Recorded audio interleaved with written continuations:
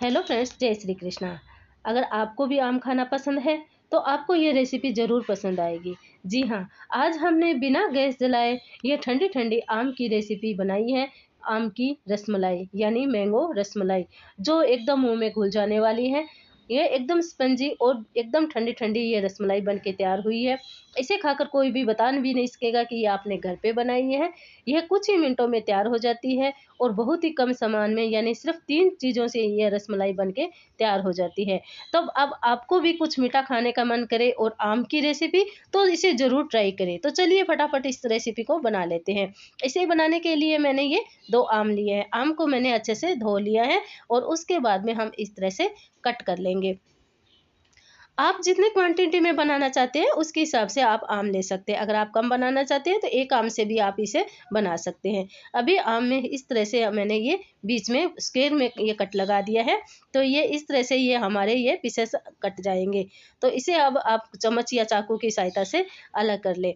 आपको जैसे भी पॉसिबल हो आप चम्मच की सहायता से भी इसे हटा सकते हैं या फिर चाकू की मदद से। अगर आपको इस तरह से ये काटने में, यानी यह पल्प निकालने में आसानी न हो, तो आप आम को छीलकर भी इस तरह से इसके पीसेस निकाल सकते हैं। तो ये मैंने दोनों आम के ये सारे ये बीच के पीसेस निकाल लिए हैं। अभी हम लगभग 3 चम्मच ये पीसेस हम अलग कर लेंगे, क्योंकि इसका हम बाद में उपयोग में लेंगे। तो इनको मैंने एक बार साइड में रख दिया है और जो ये बाकी का बचा है इसकी हम प्यूरी बना लेंगे। और इधर मैंने आधा लीटर दूध लिया है। दूध को गर्म करके उसे रूम टेम्परेचर पर ले लिया है, यानी ये ज़्यादा एकदम ठंडा भी नहीं होना चाहिए और गर्म भी नहीं होना चाहिए। अभी इसमें पिसी हुई चीनी मिला देंगे। मैंने लगभग 4 चम्मच इसमें चीनी मिलाई है। आप अपने हिसाब से, आपको जितना मीठा चाहिए उसके हिसाब से भी आप चीनी डाल सकते हैं। और वैसे आम भी मीठा होता है तो उसके हिसाब से ही आप चीनी डालें। और अभी ये हमारी जो रसमलाई बना रहे हैं ये एकदम गाढ़ी गाढ़ी थिक हो, तो इसके लिए मैंने 4 चम्मच मिल्क पाउडर लिया है। मिल्क पाउडर भी आप अपने हिसाब से कोई भी ब्रांड का ले सकते हैं, कम या ज़्यादा भी कर सकते हैं। और फिर जो हमने आम की जो प्यूरी बनाई थी ना, वो प्यूरी भी इसमें डाल देंगे। इसे हमें गैस जलाने की बिल्कुल भी ज़रूरत नहीं है। ये इंस्टेंट ही हमारी ये रबड़ी बनके तैयार हो जाती है। अभी इसे अच्छे से मिक्स कर लेंगे। इस तरह से चम्मच की सहायता से आप इसे अच्छे से मिक्स कर लें। तो लीजिए ये हमारी एकदम अच्छे से मिक्स हो गई है और ये एकदम थिकनेस जैसे ये हमारी रबड़ी बनके तैयार हो जाती है। और ठंडी होने के बाद में तो ये और भी गाढ़ी हो जाएगी। और अभी इसे हम अच्छे से ठंडा होने के लिए आधा या 1 घंटे के लिए फ्रीज में रख देंगे। आपके पास जितना समय है उसके हिसाब से आप आधा घंटा भी रख सकते हैं, ज़्यादा ठंडा चाहिए तो 1 घंटा भी रख सकते हैं। अभी हम जो रसमलाई है उसके बीच की स्टफिंग बनाएंगे, यानी क्रीम बनाएंगे। उसके लिए मैंने 3 चम्मच दूध लिया है। दूध मैंने नॉर्मल दूध लिया है, ज़्यादा ठंडा भी नहीं है, ज़्यादा गर्म भी नहीं है। और इसी के साथ में इसमें 2 चम्मच मैंने मिल्क पाउडर डाला है और लगभग 1 चम्मच मैंने इसमें पिसी हुई चीनी डाली है। चीनी आप अपने हिसाब से कम या ज़्यादा भी कर सकते हैं, आपको जैसे मीठा चाहिए उसके हिसाब से। और मैंने इसमें 3 चम्मच डेसिकेटेड कोकोनट पाउडर यानी नारियल का पाउडर डाला है। और इसी के साथ में थोड़े से मैंने ड्राई फ्रूट्स भी डाल दिए हैं। आपको जैसे भी पसंद हो उसके हिसाब से आप इसमें क्वांटिटी, यानी जो भी नारियल पाउडर है या मिल्क पाउडर है उसकी मात्रा बढ़ा सकते हैं। ड्राई फ्रूट्स भी आप अपने पसंद के अनुसार इसमें डाल सकते हैं। इसे अच्छे से मिक्स कर देंगे और उसे भी ठंडा होने के लिए फ्रिज में रख देंगे। अभी मैंने कुछ ब्रेड के स्लाइस लिए हैं।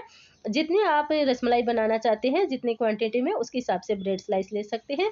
और इस तरह से गिलास या कटर की सहायता से इसे गोल आकार में यानी राउंड शेप में इसे काट लेंगे।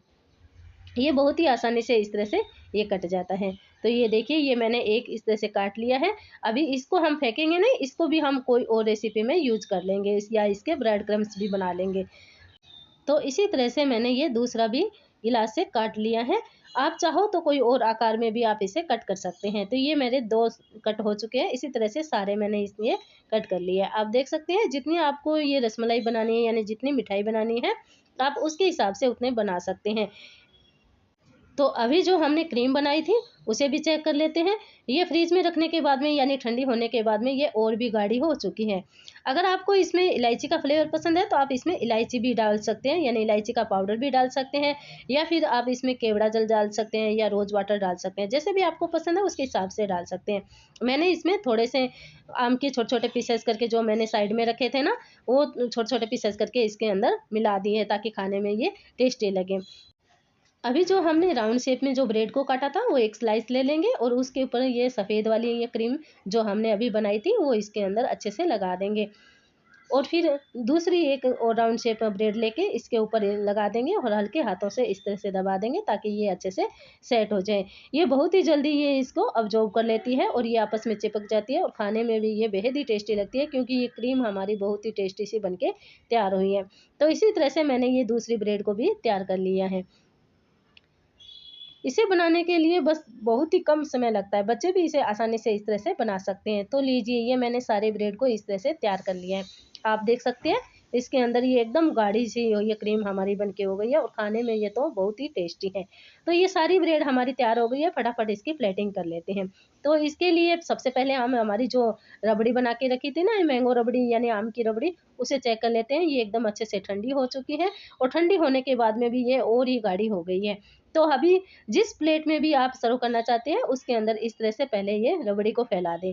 मैंने इस तरह से प्लेट में इसे गोल आकार में इस तरह से पूरी रबड़ी को इस तरह से फैला दिया है। आप जैसे भी मेहमानों को सर्व करना चाहते हैं उसके हिसाब से आप प्लेट में इस तरह से आप रबड़ी को फैला दें और फिर जो आपने ब्रेड की जो ये बनाई है वो इसके अंदर एक एक करके इस तरह से रख दें। तो ये लीजिए मैंने ये सभी इसके अंदर रख दी है। अभी इसके ऊपर बाकी बची हुई रबड़ी भी इस तरह से डाल देंगे ताकि ये ऊपर से भी ये एकदम इसे अब्जॉर्ब कर ले और ये एकदम क्रीमी सी सॉफ्ट ये हमारी रसमलाई बनके तैयार हो जाए। ये फटाफट इसे सोख लेती है। तो जब भी आपको खाना है उसी टाइम इस तरह से आप सर्व करें और बाकी के बचे हुए जो आम के छोटे-छोटे स्लाइस मैंने काटे थे वो इसके ऊपर डेकोरेट कर देंगे। थोड़े से मैंने बादाम के और काजू के इसके कतरन लगा दी है। आप अपने हिसाब से आप जो भी आपको पसंद है वो ड्राई फ्रूट्स इसके ऊपर डाल सकते हैं या फिर जैसे भी आपको पसंद है उसके हिसाब से आप डेकोरेट कर सकते हैं। थोड़े से मैंने गुलाब की पंखुड़ियों को भी इस तरह से साइड में रख दिया है और थोड़े से ऊपर इस तरह से छिड़क दिए हैं। तो ये देखने में ये मज़ेदार लगता है और जब भी मेहमानों को इस तरह से परोसते हैं तो खाने में ये इसका स्वाद भी बढ़ जाता है। तो लीजिए ये मज़ेदार सी इंस्टेंट ये बहुत ही जल्द बनने वाली ये हमारी शाही रबड़ी बनके तैयार हो गई है। तो अगर आपको भी आम खाना बहुत पसंद है तो इस तरह से ये एकदम मुंह में घुल जाने ये वाली ये सॉफ्ट रबड़ी बना के तैयार कर सकते हैं। इसे बनाना बहुत ही आसान है ना, बस चंद मिनटों में ही बन के तैयार हो गई है, आपने देखा होगा। तो फिर देर किस बात की, अब आप भी इस तरह से ये ब्रेड से ये हमारी कुछ मिनटों में बनने वाली बिना गैस जलाए ये सही रबड़ी आप बना के आप भी खाएं, मेहमानों को भी खिलाएं और बच्चों को भी खिलाएं। आपको यह रबड़ी यानी आपको यह आम की मिठाई कैसी लगी मुझे कमेंट में ज़रूर बताएं और हाँ, अगर अभी तक आपने चैनल को सब्सक्राइब नहीं किया है तो प्लीज़ सब्सक्राइब कीजिए, पास वाली घंटी को ज़रूर दबाएं जिससे आगे आने वाली वीडियो की नोटिफिकेशन आपको सबसे पहले मिलती रहे। इसी तरह से आसान रेसिपी के साथ आप मेरे चैनल पे सदा बने रहें और ज़्यादा से ज़्यादा अपने फ्रेंड सर्कल में इसे शेयर कीजिए ताकि सभी इसी का लाभ उठा सके। मिलते हैं इसी तरह से आसान रेसिपी के साथ नेक्स्ट वीडियो में, तब तक आप सबको राधे राधे।